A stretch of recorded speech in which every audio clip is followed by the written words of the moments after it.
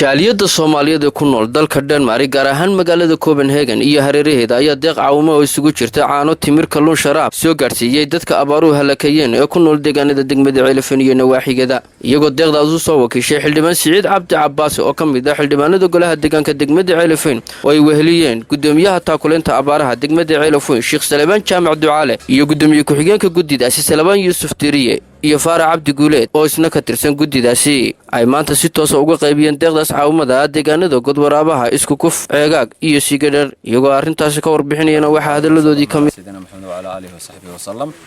halkani waa meesha la yiraahdo isku kuf ayaan joognaa waxaan u joognaa caawimada ay soo dirsadeen jaaliyada Soomaaliyeed ee Copenhagen iyo nawaaxigeeda iyo Denmark taas ayaa soo dirsaday goobtan iyo goobo kaleba alaabtaas oo la geyn doono oo ka kooban noocyada noocaasa kalluunkii maxay haytaay timirtii maxay haytaay saliidii iyo sharaabkii intaas oo ay ka kooban yihiin way soo dirsadeen dadka khayrka qaba waxaan gaarsiin doonaa meelo kale waa meeshii koobaad halkani waxay la gaarsiin doonaa maxay haytaay godwaraaba ceegaag sigadheer maxay haytaay iyo kurdhaga intaas la gaarsiin doonaa waxaanu leenahay jaaliyada Soomaaliyeed maxay haytaay Copenhagen iyo nawaaxigeeda Denmark khayr Allah idinka siiyo miisaanka xasanaadkana Allah idinku daro waa sharaabkii koobaad ee lagu cabo mi ee ay cidigeyso iyo kalluunkii koobaad ee la geeyo mi ee reer mi loo geeyo waa timirtii koobaad ee reer mi loo geeyo runtii waa sunne waana jileyseen waxa laga yaabaa in wixii minka loo keenaba ay noqoto intaad keentaan de ka soo kordhiya baahidu inta maaha baraara baan fiican baa bixiseen ilaahay miisaanka xasanaadka idinku daro rasuulullah sallallahu alayhi wasallam waxaanu joognaa maanta tuulada godwaraabaha oo kamid ah degmada Ceelafweyn waxaanu halka ku qaybinaynaa deeq ay soo dhiibteen jaaliyada Soomaaliyeed ee Copenhagen iyo nawaaxigeeda iyo waddanka Denmark waxaan leenahay waxay soo dhiibteen sida la ogsoon yahay waddanka waxa ka dhacay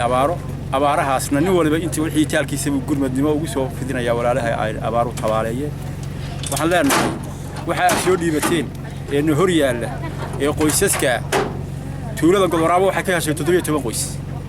ama 17 family oo family-giiba uu leeyahay timirta uu wax ka leeyahay kalluunka wax ka leeyahay saliidda wax ka leeyahay iyo labadii sharaabka uu wax ka leeyahay caanaha wax ka leeyahay inta waxaan leenahay meel kasta oo wixii ay soo dhiibteen aaga u gaaray aad iyo aad baa la idinkaga soo ducaynayaa aad iyo aad baa la idinku mahadnaqayaa Ilaah baa mahad leh waxaan leenahay wixii aad dhiibteen waa kaas oo waan hor yaali dadka iyo waxaanu siinaynaana waa kala badan yihiin waxaan leenahay khayr Allah idin siiyo dadku idin ducaynaya oo ummaddu idin soo ducaynaysa waxaan leenahay waxa ay wax ka badan ba soo dadaalo soo dhiibtaan soo dhiibto ku soo darsada gurmadka garateen aan dadka in badan garin kuwa aan garanna sida ha u daawadeen oo ha arkeen oo idinku soo biiriyeen iyana waxa ay soo dhiibanayaan assalaamu calaykum wa rahmatullahi tuulada ceegaag oo kamid ah tuulooyin la soo gaarsiinayay ay soo gaarsiiyeen jaaliyada ee Soomaaliyeed ee ku nool Copenhagen iyo Denmark iyo nawaaxigeeda deetana halkan maanta waxaan ugu qaybinaynaa soo gaarsiinaynaa 10 reer saamigood oo ka kooban saliid wax iyo kalluun timir iyo sharaab iyo saliidaas aan ugu horeysiiyay marka waxay uga mahadcelinaynaa walaalaha la soo baxay sadaqadatan in Ilaahay miisaanka xasanaadka uu buuxiyo Ilaahay uu ka aqbalo dad kale waxaan runtii marka loo eego baahida taagan iyo waxa inta ay leegtahay aad bay u kala badan tahay marka walaalaha waxaanu anagoo dadka walaalaha ee duruuftu hayse abaartu hayso afkooda ku hadlayna aanu ka codsanayna mar kale waxaanu inta kuma filay inay insha Allah taala soo kordhiyaan walaalaha kale aan wax la bixinina ay la bixiyaan oo ay ku soo daydaan way wanaaga waa lagu kala dayda wanaaga waa lagu kala daydaa waxaanu kala xusuusinaynaa waxa Ilaahay quraanka ku yiri falaq tahamal aqaba wama adraaka mal aqaba fakku raqaba أو إطعام في يوم ذي مسغبة وحكمده قفك جيرت laga baxay qofku inuu ka gudbay tahay waa qof miskiin oo baahan ama qaraabo ha noqdo ama yu ahaanine uu maanta oo agoona ama mid aabalaba uu maanta wax taro ayaa wuxuu ah wayutcimuna anagoo ku guda jiray inaan u qaybino dadkan masaakiinta ah ee abaaru aafeeyeen oo aan u qaybinayno jaaliyadda Soomaaliyeed ee Denmark Copenhagen ku nool yareeraheeda lacagta ay soo dhibteen 40 kuna